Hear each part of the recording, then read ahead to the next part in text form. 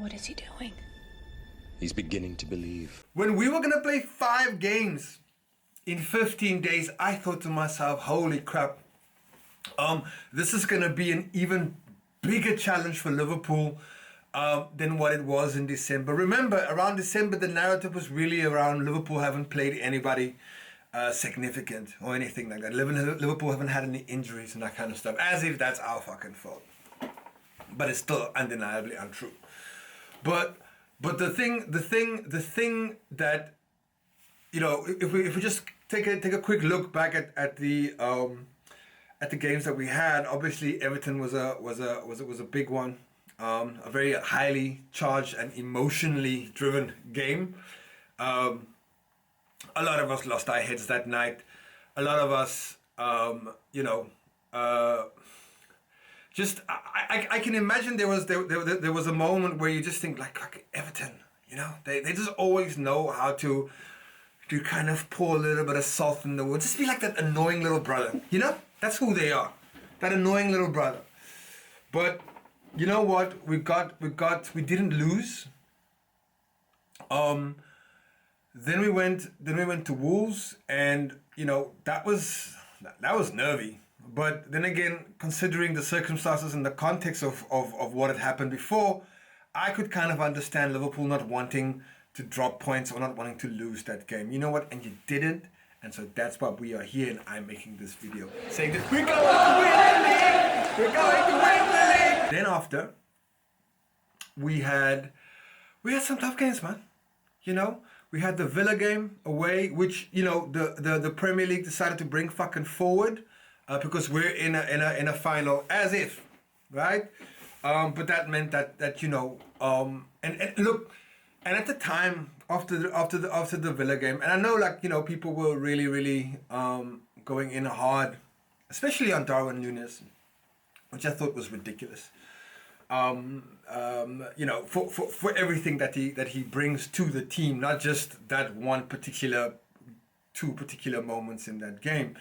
I always said back then, it's like, we will only know how bad this Villa result, good or bad this Villa result was, depending on what we're going to do against City and Newcastle and what Arsenal does. As it fucking turns out, Arsenal bottled it, which means we're going to win the league! We're going to win the league! So, the Man City game, which is obviously going to be the biggest test for us. Because you know, no matter what, you know, City, I know Arsenal has been the challenging City for the last 2 years. But before then, we were the ones really pushing City. So I always had a bit of a little fear, a little dark fear, that, you know, that they could on any given day beat anybody. But as it turns out, Haaland didn't play, so that helped us out a little bit. Not that he does anything when he plays against us in any fucking case, but to go to the Etihad and comprehensively rinse them, beat them with a low block. Whoa, that was insane. But it was going to be Newcastle for me at Anfield. Look, there's a certain freedom when you're playing away. Like let's say you're Liverpool and you're playing away, you're on the road. Yeah, it's tough to be without it. But at least you know what you got to do when you're there. When you're playing at Anfield and you have 30 years of expectations heaped on top of whatever we're doing. Look, we already won a Premier League, but like a lot of people said, it was a Premier League during COVID and blah, blah, blah, blah. I don't care. It's a fucking Premier League. The thing that I care about is that we can finally celebrate this Premier League with our fans. Unless fucking some crazy orange man decides to go and fucking declare war against everybody in the world. Who knows, right? Hopefully that doesn't happen. But this was significant. Look,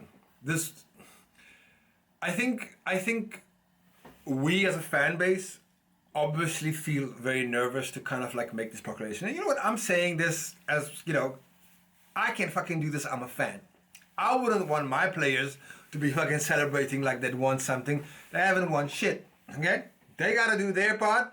We gonna do our part. And our part is to troll Man United. I can't give enough credit to Arne Slot, who's completely surprised me. I think he surprised everybody.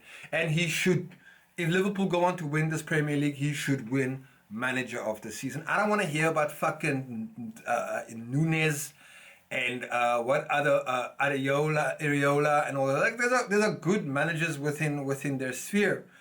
But there's only one manager this season that completely blew this league away. So much so, I'm sure that a lot of people are like, whoa, what's happening? What are we going to talk about now? Look, it's ours to lose, right? There's nobody else that can win this except us. Okay? So I've seen from the boys, I've seen enough. I know what we're capable of. I know that they are going to conduct themselves in a manner that's becoming of a Liverpool player, which means they're going to be staying focused and professional throughout this period, so that we can celebrate and finally not just sing, we're going to win the league, we're going to win the league, and now you're going to believe it. To actually win our second Premier League title, which would take us to 20, which would mean that we're back on our perch United. We're winning our 20th league while Manchester United is fucking fighting relegation with Ipswich Town. They're down there in 15th, 16th, bottom of the Premier League. Tell me life as a Liverpool fan cannot be any fucking better than this at the moment. Tell me. Seeing United down in 15th. Seeing Chelsea with their billion-man squad, billion-dollar squad in the mud struggling just to make top 4. To see Arsenal, their most arrogant fan base. Look, I know Liverpool fans are arrogant. Let's be real, right? We can be arrogant, right? But the arrogance is doesn't go along with entitlement. That's something that we've been humbled enough by City by. We have an arrogance, but we don't feel infallible. We don't feel like we're fucking conquering left, right, and center. So that's the main thing I think that we've learned over the last couple of years: to stay in our lane, keep our mouth shut, put in the work, and just collect points. Fucking like what's that? Sonic the Hedgehog.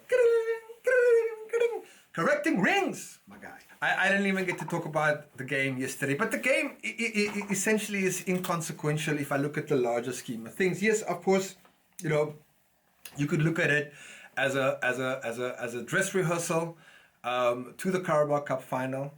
I didn't see Alexander Isak there yesterday, so I was like, well, how are they going to score goals? And I didn't see Joelinton, which, let's be fair, Joelinton is a fucking monster. And, when we're going to play them at Wembley in a couple of weeks' time, it's going to be a completely different team. So what we saw last night is not going to be the same Newcastle. Newcastle United is such a difficult team. They've got such great fans. They've got a really good manager. And, I have nightmares of Joelinton bullying our midfield. But you know what? I think we're going to be up for it as well. They're also going to be, as much as we have to worry about Newcastle United is definitely going to worry about it. Goals can come from Diaz, can come from Salah, can come from the middle, can come from, just like Szoboszlai's performance yesterday was one of the best. It was one of his best in a Liverpool shirt. Look, you know what? Last season I was going through this hyperbole and comparing him to Steven Gerrard for his work rate and stuff like that. But that was the first half of last season, and then he kind of just had a drop off, which I think for a lot of Premier League players, that's normal. New players to the Premier League. So to see him score yesterday back-to-back games, which he hasn't done yet, I was so effing pleased for him and so fucking pleased for him. At this stage of the season, it's not about performances. It's just getting over the line. Because like our collective trauma has proven, we cannot relax, but we can relax now. Okay? We as a fan base, the players, they need to do their job, but we as a fan base can breathe. Reds, we got this. Enjoy and savor every single moment of this title race, because it is effectively over.